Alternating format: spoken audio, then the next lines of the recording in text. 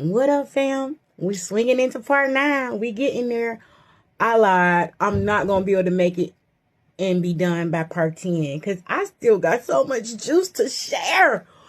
I hope y'all still in tune because, baby, even though this shit was like 20 plus years ago, I never in my life experienced nobody that was thugging like this or their lifestyle was set up like this until this day.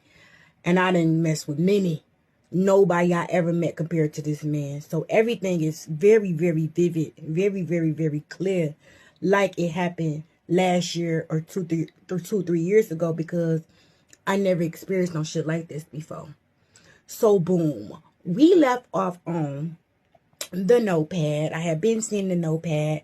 I had seen the notepad for like almost a year before I really just start like zooming in on it. You know what I mean? Like, because the names kept changing. And that's what really had threw me for a loop, because like I said, this man was going to different cities and different states.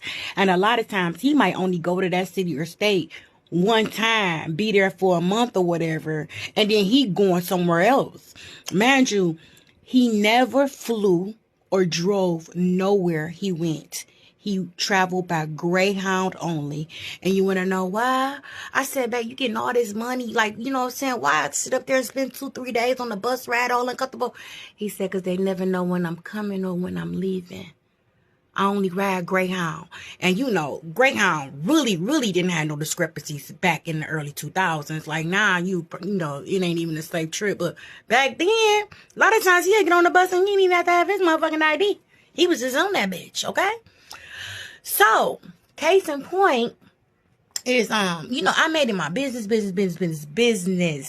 to try to nail and get down to the bottom of what that notepad was about. And I'm like, in my mind, what is it that I can actually do? What can I do to get this man to tell me, or, you know, something? Because it was starting to drive me crazy. Honestly, it was starting to drive me crazy, especially when he came back in Michigan and he was in new cities in our home state. And then I still would see the notepad and the names would increase, scratched off, increase again. And I said, So boom, I said, okay. I always did any and everything that he wanted me to, all the time. I was completely submissive to him. You know, I would give him a little run for his money, a hard time on some things. But for the most part, I always did what he needed me to do.